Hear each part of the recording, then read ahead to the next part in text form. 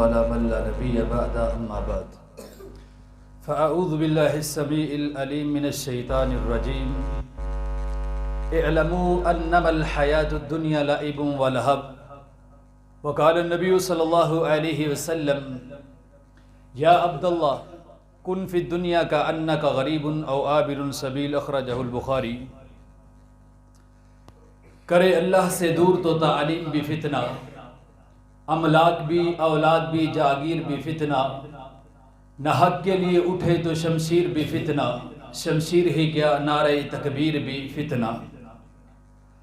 ہر قسم کی حمد و ثنا اللہ رب العزت کے لیے، یہ چلتے سمندر بہتے دریا گرتے چشمے نکلتے پھول اور کھلتی کلیاں، یہ چلتے انسان پھرتے حیوان دھڑکتا دل اور نکلتی روح، آسمان سے گرتی ہوئی بارش، زمین سے نکلتے ہوئے اناج، سمندر کا سینہ پھاڑ کر تیرنے والی مچھلیاں، سمندر کے اندر ہیں جو یہ ذرات، یہ کھڑے شجر اور پڑے حجر، یہ تمام مخلوقات اللہ رب العزت کی حمد و ثنا کے اندر مصروف و مشغول ہے۔ درود و سلام آقا دو جہاں پیغمبر زماں آمنہ کے لال در یتیم جناب محمد الرسول اللہ، جناب محمد الرسول اللہ صلی اللہ علیہ وآلہ وسلم کی ذات گرامی و اقدس و اعلیٰ و بالا و اطہر و اجمل پر، میرے قابل قدر بزرگوں اور زندہ دل شیر دل نوجوان بھائیوں، اللہ رب العزت سے دعا ہے کہ جو کچھ میں بیان کروں اللہ رب العزت مجھ کو حق اور سچ بیان کرنے کی توفیق عطا فرمائے، اور پھر سن سنا کے ہم سب کو اس پر عمل کرنے کی توفیق عطا فرمائے۔ نبی علیہ السلام نے فرمایا ایک وقت آئے گا جب میری امت کے لوگوں کو زمین کے اندر دنسا دیا جائے گا، آسمان سے ان پر پتھر برسیں گے، پھر ان لوگوں کے چہروں کو مسخ کر دیا جائے گا، یہاں تک کہ بندر اور خنزیر جیسا بنا دیا جائے گا۔ صحابہ کرام رضوان اللہ علیہم اجمعین نے پوچھا اے اللہ کے نبی صلی اللہ علیہ وسلم یہ وقت کب آئے گا؟ تو آپ علیہ السلام جواب دیتے ہیں لَيَكُونَنَّ مِنْ أُمَّتِي أَقْوَامٌ يَسْتَحِلُّونَ الْحِرَّ وَالْحَرِيرَ وَالْخَمْرَ وَالْمَعَازِفِ، جب میری امت کے لوگ زنا کو، شراب کو، ریشم کو اور موسیقی کو حلال ٹھہرا دیں گے، حالانکہ سخت گناہ ہے، گناہ کر کے کہیں گے جناب ہمیں مزہ آتا ہے، ہمیں لذت محسوس ہوتی ہے، پھر اللہ کے نبی صلی اللہ علیہ وسلم نے فرمایا انہی لوگوں پر اللہ کا عذاب آئے گا، آسمان سے پتھر برسیں گے اور ان کے چہروں کو مسخ کر کے بندر اور خنزیر جیسا بنا دیا جائے گا، انہی لوگوں کو زمین کے اندر دنسا دیا جائے گا۔ چار گناہ، چھوٹے چھوٹے گناہ نہیں ہے، یہ بہت بڑے بڑے گناہ، کبیرہ گناہ۔ سب سے قبل پہلے گناہ کا تذکرہ کرنا چاہتا ہوں۔ نبی علیہ السلام نے فرمایا اے کائنات کے لوگو، زنا کے پاس نہ جاؤ، زنا کے قریب نہ جاؤ، وَلَا تَقْرَبُوا الزِّنَا إِنَّهُ كَانَ فَاحِشَةً وَسَاءَ سَبِيلًا، اے لوگو اس برائی کے قریب نہ جاؤ۔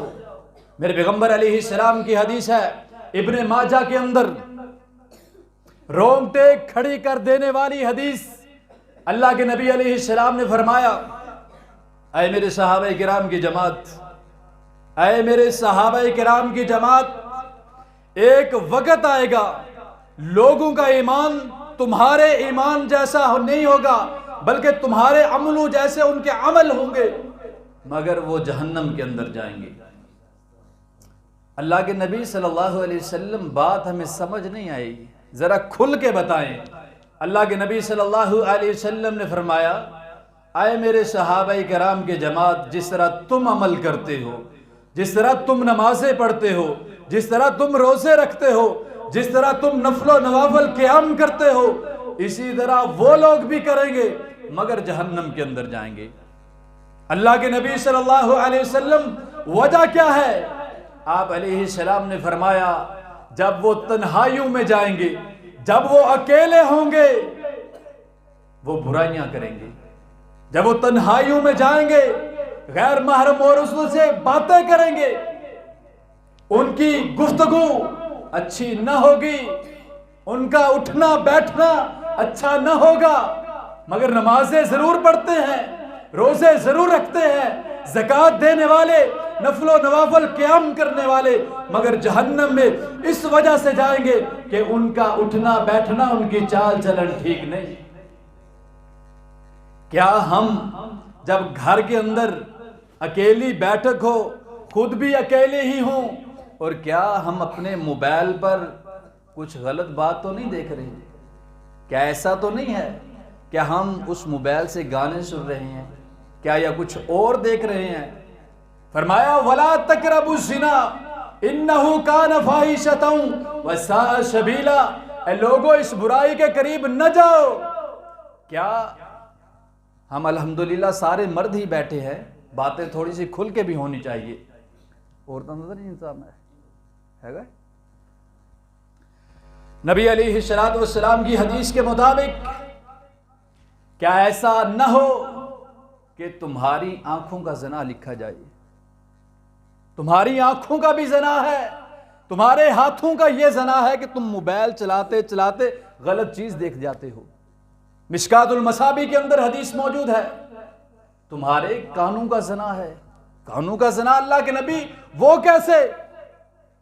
فرمایا تم اس کے ساتھ موسیقی تو نہیں سنتے، تم موسیقی تو نہیں سنتے، ایسا کام نہ کرو وگرنہ پکڑ آئے گی، ان بطش ربک لشدید، وہ پکڑ ہمیشہ سخت ہوا کرتی ہے۔ نبی علیہ الصلوۃ والسلام نے فرمایا اے لوگو اس برائی کے قریب نہ جاؤ، اگر تم بار بار بار اس برائی کے قریب جاؤ گے اور اللہ سے معافی بھی نہ مانگو گے، یضاعف لہ العذاب یوم القیامت ویخلد فیہ مہانا، کل قیامت کا دن ہوگا، تم کے لیے ڈبل عذاب ہوں گے، تمہارے لیے ڈبل عذاب۔ کبیرہ ایک گناہ ایک کتاب ہے، اس کی صفحہ نمبر 79 اور 80 پر نبی علیہ الصلوۃ والسلام کی احادیث لکھی ہوئی، فرمایا اگر یہ کوئی کام کرتا کرتا مر جائے، توبہ نہ کرے، اس کی قبر کے اندر اللہ رب العزت ایسے سانپوں کو مسلط کر دیتا ہے کہ جو اونٹ کی گردن جتنے موٹے ہوتے ہیں، اور ایک مرتبہ ڈستے ہیں، کئی ہزار سال تک ان کو سزا ملتی رہتی ہے۔ اللہ تبارک و تعالی ایسے بچھو کو مسلط کر دیتے ہیں جو خچر کی مانند خچر جیسے بڑے بڑے ہوتے ہیں، وہ ان کو ڈستے ہیں، وہ چیختا ہے، چلاتا ہے، مشرق و مغرب، شمال و جنوب، ہر کوئی چیز، جنات و انسان کے علاوہ ہر چیز ان کی چیخوں کو سنتے ہیں مگر جواب نہیں دینے والے۔ فرمایا اس گناہ کے قریب نہ جاؤ۔ دوسرا گناہ نبی علیہ الصلوۃ والسلام نے فرمایا موسیقی کے قریب نہ جاؤ۔ اللہ کے نبی علیہ الصلوۃ والسلام فرماتے ہیں جو بندہ گانا سنتا ہے سناتا ہے وہ بندہ ملعون ہے، وہ بندہ لعنتی ہے۔ فرمایا الغناء ينبت النفاق فی القلب، گانا جو ہے انسان کے دل کے اندر نفاق کو پیدا کر دیتا ہے۔ اتنا بڑا گناہ، اتنا بڑا جرم، بنی امیہ کا بادشاہ فرماتا ہے یا بنی امیہ ایاکم والغناء، اے بنی امیہ کے رہنے والو اس گانے سے بچ جاؤ، گانا شہوت کو بڑھا دیتا ہے، حیا کو ختم کر دیتا ہے اور انسان کو زنا کے خارستان کے اندر پہنچا دیتا ہے۔ امام القاسم رحمہ اللہ فرماتے ہیں الغناء فسق وتلذذ کفر، اگر انسان اس گانے کو سنتا رہتا ہے، اس کی لذت محسوس کرتا رہتا ہے اور انسان کو اس گانے کی وجہ سے اللہ تبارک و تعالیٰ کہیں کافر نہ بنا دے۔ نبی علیہ الصلوۃ والسلام نے فرمایا کل قیامت کا دن ہوگا، میری امت کے وہ لوگ جو دنیا کائنات کے اندر رہ کر مرد ہو یا عورتیں ہو، نوجوان یا بوڑھے کوئی بھی ہو، اگر انہوں نے دنیا کائنات کے اندر رہ کر گانا سنا ہے، ان کے کانوں کے اندر پگھلا ہوا سیسہ ڈالا جائے گا۔ وہ دن بھی کیسا ہوگا؟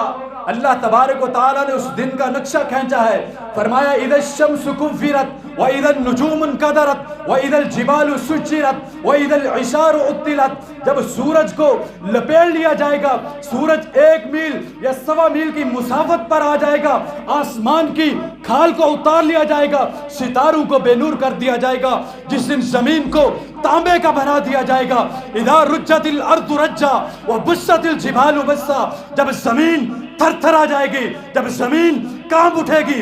اذا زلزلت الارض زلزالها واخرجت الارض اثقالها, جس دن زمین اپنے بوجھ کو باہر نکال پھینکے گی, جس دن اللہ تبارک و تعالیٰ یہ اعلان کر دیں گے ان جہنم کانت مرصادا, جہنم کو آج بھڑکا دیا جائے گا.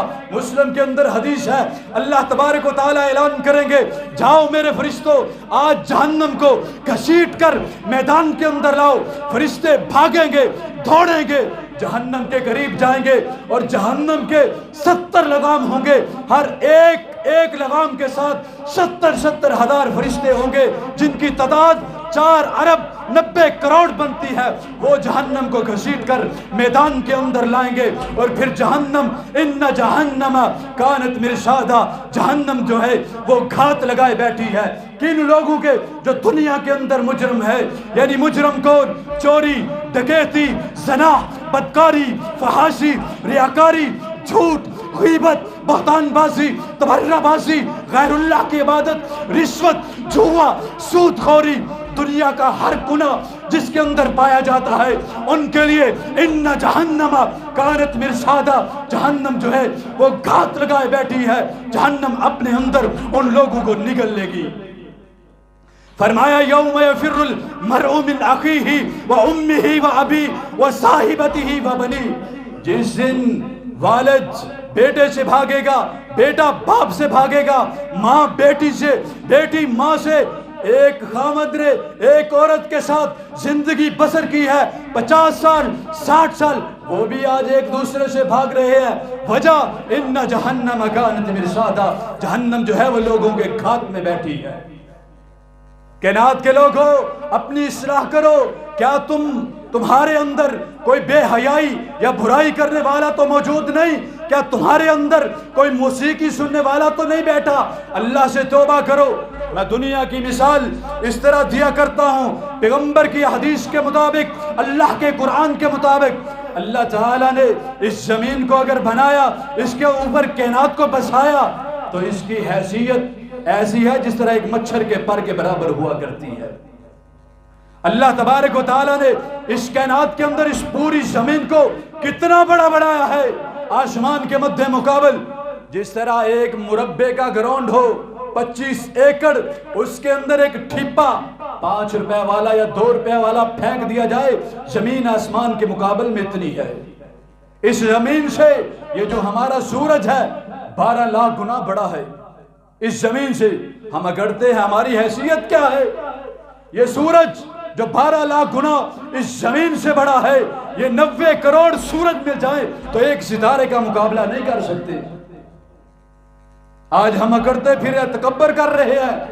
کیا ہمارے اندر اگر اتنی برائیاں ہیں تو یاد رکھیے گا, یہ بات میری ذہن میں بنا لیجئے, ہمیشہ کے لیے ذہن میں بٹھائیے, اگر کوئی بندہ جہنم میں جا رہا ہے مسلم ان جہنم کانت مرصادا, اللہ کے قرآن کی آواز اس کے دل کے اندر آئی, پیغمبر کی صدا اس کے دل کے اندر آئی, بات نہ مانی تو نولہ ما تولی ونصلہ جہنم وساءت مصیرا.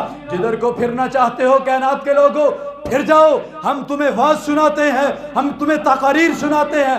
کہاں سے سنا رہے ہیں؟ رب کے قرآن سے, پیغمبر کی حدیث سے. اگر نہیں مانتے نہ مانو, اللہ نے اعلان کر دیا ان جہنم کانت مرصادا, جو جہنم میں جائے گا اس آدمی کو اللہ تبارک و تعالیٰ بہت بڑا بنا دے گا. حدیث کے مطابق کتنا بڑا بنائے گا؟ مسلم کے اندر حدیث موجود ہے, اس کی ایک دانت احد پہاڑ کے برابر بنا دے گا جو 22 یا 23 کلومیٹر میں پھیلا ہوا ہے.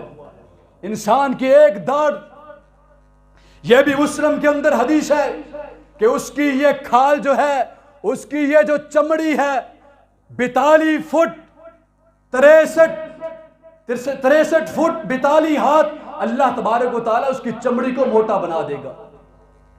42 ہاتھ اور 63 فٹ, کیونکہ صرف اس کو اللہ تعالیٰ نے سزا دینی ہے. دنیا کائنات کے اندر رہ کر اس نے میری بات نہیں مانی. اس کا جسم اللہ تبارک و تعالیٰ کتنا بڑا بنا دے گا.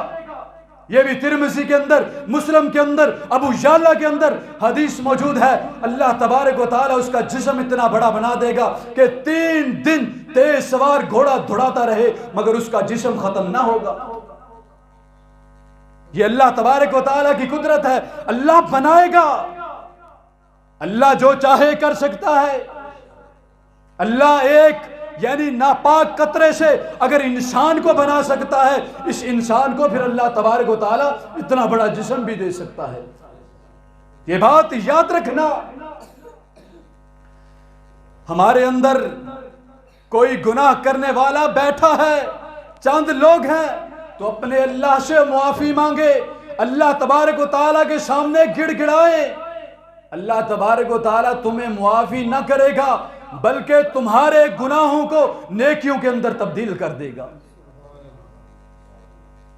دیکھیے کیا ہمارے اندر اپنے سینوں کو جھنجھوڑے، رات کو سوتے وقت، اپنی چارپائی کے اوپر لیٹتے وقت دیکھنا ہم دنیا کائنات کے اندر رہ کر کتنے گناہ کر چکے ہیں۔ آئیے دو مثالیں دے کر اپنی بات کو ختم کرتا ہوں، وہ بھی مثالیں پیغمبر کی حدیث کے مطابق۔ ایک وہ بندہ جس نے رسول اللہ صلی اللہ علیہ وسلم کی بات مانی، دیکھیے وہ کیسے کامیاب و کامران ہو گیا۔ ایک وہ بندہ جس نے نبی علیہ السلام کی بات نہ مانی، دیکھیے وہ کیسے ذلیل و رسوا ہو گیا۔ باتیں تو بہت ہیں مگر وقت کی قلت، اور آپ نے جا کر سونا بھی ہے، آرام بھی کرنا ہے، تھکے ہوں گے۔ نبی علیہ السلام جا رہے تھے، دیکھا ایک بندہ بائیں ہاتھ سے کھانا کھا رہا ہے، سمجھ آ رہی ہے نا؟ الحمدللہ بائیں ہاتھ سے کھانا کھا رہا ہے۔ اللہ کے نبی نے فرمایا فلاں بندے دائیں ہاتھ سے کھانا کھا۔ کہنے لگا اللہ کے نبی صلی اللہ علیہ وسلم دایاں ہاتھ جو ہے منہ تک نہیں جاتا، یعنی میرے پیغمبر علیہ السلام کا مذاق اڑاتا ہے۔ اللہ کے نبی نے فرمایا فلاں بندے جس طرح تو کہہ رہا ہے اگر ہے ہی اسی طرح پھر تو ٹھیک، یعنی اگر تو نے میرا مذاق اڑایا اللہ کرے پھر تیرا ہاتھ منہ تک جائے ہی نہ۔ ان بطشا ربی کا لشدید، اور اللہ کی پکڑ آ گئی، اور اللہ کی پکڑ جب بھی آتی ہے وہ سخت ہوا کرتی ہے۔ اگر اللہ تبارک و تعالیٰ پکڑنے پر آئے تو بستیوں کی بستیوں کو اجاڑ کر رکھ دیتا ہے، شہروں کے شہروں کو ویران کر کے رکھ دیتا ہے۔ اللہ کی پکڑ کو معمولی نہ سمجھ۔ اللہ کی پکڑ آ گئی، جب تک زندہ رہا کوشش تو کرتا رہا مگر منہ تک نہ لے جا سکا، یعنی کوشش بھی کرتا رہا منہ تک نہ لے جا سکا۔ یعنی یہ بندہ دنیا کے اندر بھی ذلیل و رسوا ہے، کل قیامت کا دن ہوگا ذلیل و رسوا ہو جائے گا۔ اس کی مثال میں یوں دینا چاہتا ہوں، اگر کوئی بندہ آج امت مسلمہ کے اندر رسول اللہ صلی اللہ علیہ وسلم کی بات نہیں کر مانتا تو دنیا کے اندر بھی اللہ تعالیٰ اسے ذلیل و رسوا کر دے گا۔ کل قیامت والے دن اللہ تبارک و تعالیٰ اسے جہنم کے اندر پھینک دے گا، اور جہنم کے اندر اللہ تبارک و تعالیٰ نے ایسے فرشتوں کو مقرر کر دیا ہے، ان کے پاس ایسے کوڑے ہیں، ایسے کوڑے ہیں، یہ بات یاد رکھو، ایسے کوڑے ہیں کہ آدم علیہ السلام سے لے کر قیامت کی صبح تک کوئی آنے والا بچہ، یہ ساری خلقت جن و انس، چرند و پرند، جانور و حیوان سارے اکٹھے ہو جائے، ایک کوڑے کو نہیں اٹھا سکتے، یہ سارے مل کر بھی اٹھانا چاہیں مگر وہ فرشتے اٹھائیں گے بھی، ان کو ماریں گے بھی۔ دیکھنا کوئی ہمارے اندر کوئی گناہ گار تو نہیں بیٹھا ہے تو اللہ تعالیٰ سے توبہ کرے، آج ہی عزم کر لے یا اللہ غلطیاں ہوگی تو معاف کرنے والا ہے، تو غفور الرحیم ہے۔ اللہ تبارک و تعالیٰ تو رات کی تاریکی میں یہ پکار کر کہتا ہے کوئی بندہ جس سے کوئی گناہ ہو گیا مجھے سے معافی مانگے، میں اسے معاف کر دوں۔ اللہ تبارک و تعالیٰ دنیا یا آسمان پہ آتے ہیں، 7 آسمانوں سے مسافت کر کے آتے ہیں۔ یہ مسافت کتنی بنتی ہے؟ ایک آسمان سے دوسرے آسمان تک 500 سال کی مسافت، ان کی موٹائی 500 سال یعنی 7000 سال کی مسافت ہے جو اللہ تبارک و تعالیٰ اس کائنات والوں کے لیے کر کے آتے ہیں۔ اعلان کر کے کہتے ہیں کوئی بندہ ہے مجھ سے معافی مانگنے والا؟ اللہ تعالیٰ تو غفور الرحیم ہے، آوازیں بھی لگا رہے ہیں، ہم سست ہیں، ہم سو رہے ہیں۔ آئیے دوسری مثال، نبی علیہ السلام کا ایک صحابی ہے، اس نے اللہ کے نبی کی بات مانی، دیکھیے وہ کیسے کامیاب و کامران ہو گیا۔ جنگ احد کا واقعہ ہے، زیاد بن سکن رضی اللہ تعالیٰ عنہ میرے پیغمبر کے صحابی ہے۔ جنگ احد والے دن اللہ کے نبی صلی اللہ علیہ وسلم نے فرمایا آج کوئی بندہ میرے خیمے کی چوکیداری کرے گا، تو زیاد بن سکن رضی اللہ تعالیٰ عنہ کھڑے ہوئے. سیرت ابن ہشام جلد نمبر 3 صفحہ نمبر 29 پہ یہ واقعہ لکھا ہوا صحیح سند کے ساتھ. زیاد بن سکن کھڑے ہوئے. اللہ کے نبی نے فرمایا زیاد بیٹھ جا. دوسری مرتبہ اعلان کیا گیا, تیسری مرتبہ اعلان کیا گیا. یہی زیاد بن سکن کھڑے ہوئے. اللہ کے نبی صلی اللہ علیہ وسلم مجھے اجازت دیجئے, مجھے موقع دیجئے. یہ دیکھنا غلام کیسی غلامی کرتا ہے. آپ راضی ہو جائیں گے, آپ خوش ہو جائیں گے. اللہ کے نبی علیہ السلام نے فرمایا ٹھیک ہے زیاد تم چوکیداری کرو. واقعہ مختصر, جنگ شروع ہو جاتی ہے. دشمن بارہ بار تیر برسا رہے ہیں. یہ زیاد بن سکن رضی اللہ تعالیٰ عنہ ڈھال بن کے ان کے سامنے کھڑے ہیں. ان کے تیر روک بھی رہے ہیں, جواباً ان کو تیر مار بھی رہے ہیں. کافی دیر یہ سلسلہ چلتا رہا.